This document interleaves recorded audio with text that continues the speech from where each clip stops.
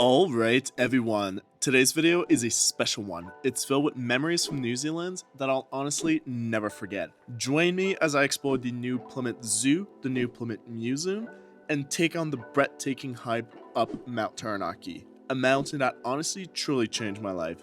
As a bonus, we'll also visit the stunning Wilkies Pools and the powerful Dawson Falls. Stick around to experience all the beauty that New Zealand has to offer. Now, let's roll the intro.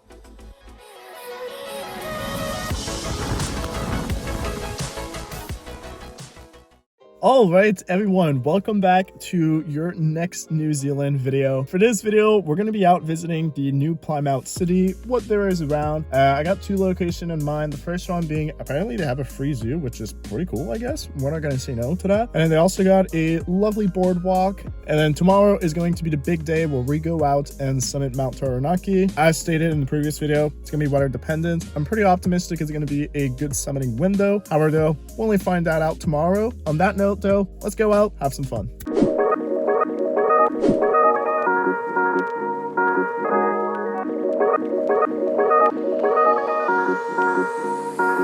on.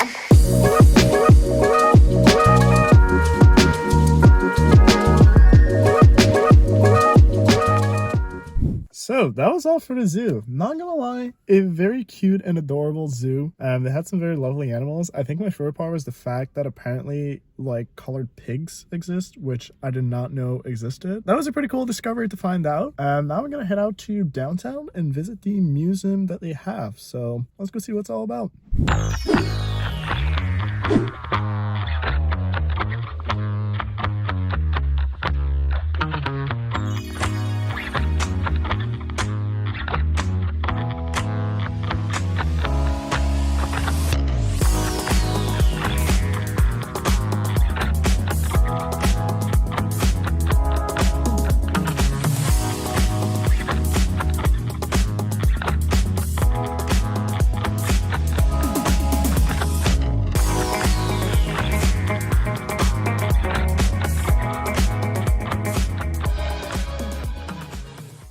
So, today's the big day. It is the day that we are going to summit Mount Taranaki. As mentioned, if it's too sketchy, I'm obviously going to turn around. And if anyone else does attempt to summit Mount Taranaki, if it's sketchy condition, turn around. As they say, the mountain, or in this case, volcano, will always be present regardless throughout your lifetime for you to come back and do it again. But on that note, I suppose we'll just hop right into it and see how it goes, and let's get started.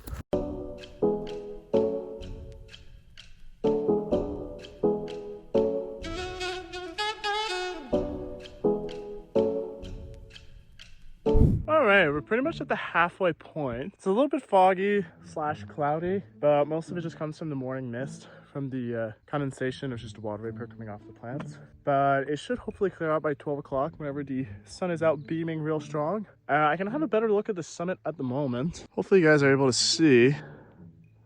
And not gonna lie, it doesn't look too horrendous. There does appear to be a little bit of frost, but that's not really intimidating me. The main portion I was mainly scared about was if it was covered in snow. I am somewhat experienced with snow because I'm, Canadian compared to the locals out here. However though, I think it'll be doable. But we'll only find out whenever we get a closer look and then see if it's black ice all over the place on the rocks. And if that's the case, then I'm not gonna risk it. But we're gonna find out. Let's keep plowing. I gotta say, these signs are kind of adorable. And I do have to say, it is quite steep, but I don't know. My friend told me you'll feel like it's close, but in reality, you're quite far out. But so far, I don't know, I'm feeling pretty fantastic. Go Mount Katahdin. Thank you for training me. I think you can see a better view of the summit. I'm excited. Let's go.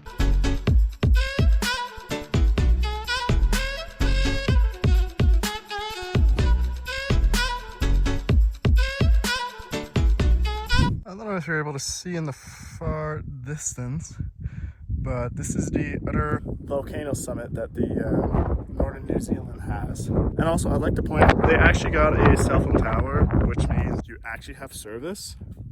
This is quite luxurious because whenever I was out at Mount Katahdin, nothing. no service. You were just out by your own. But so far it's been rather smooth, so let's keep plowing. I'd like to also point out they got public toilets up here. That's kind of crazy.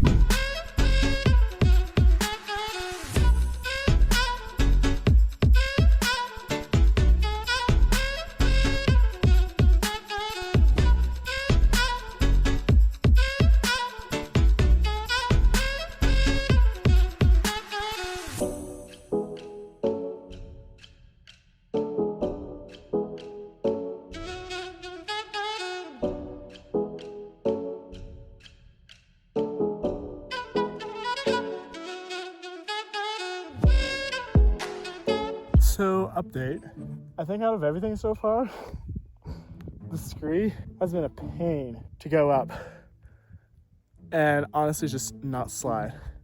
I feel like going down is gonna be fun though, because then you'll just be like slipping sliding, but going up, it's like you take a step, you slip, take another step, you slip, on and on and on.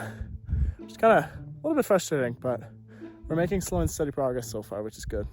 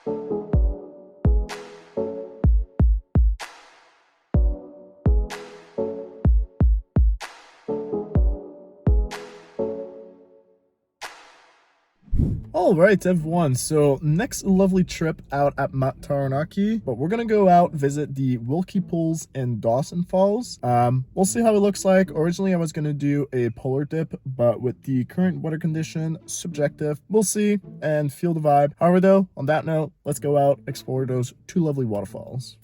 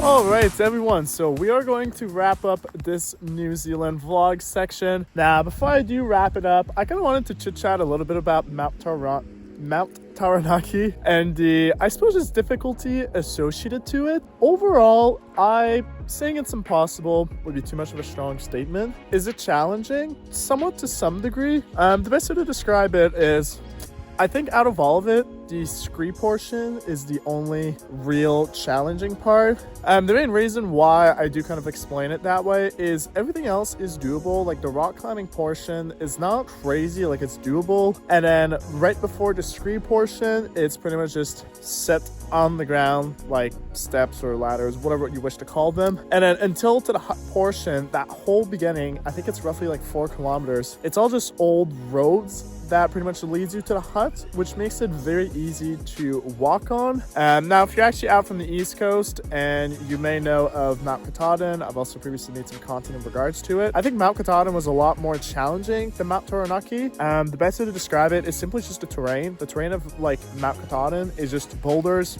everywhere. It's never like the same sort of like, I guess, environment. You have to climb up specific boulders, and then as you walk throughout it, there's routes and all of that. But then as for Mount Taranaki, the whole pathway to it is well laid out. Now, of course, you have to pick a good window to go out and hike Mount Taranaki alongside with any sort of, you know, major mountain that's exposed to the wind and, you know, natural environment. And thankfully the day that I went, it was actually ridiculously beautiful. It was sunny. The wind was honestly really not bad. I think 15 to like 20 kilometers an hour, which is fantastic. And then there was a little bit of clouds there and there, but nothing substantial. So the two things you want to look out for is obviously the wind and the visibility. If one of those are blocked off, don't even bother hiking Mount Taranaki or just any mountains in general. But on that note though, that's all that I really wanted to share in regards to it, just to kind of give a personal opinion on it, if anyone's ever curious to ever want to hike Mount Taranaki whenever they're out in New Zealand. However though, on that note, we're going to move on to the next portion of the vlog.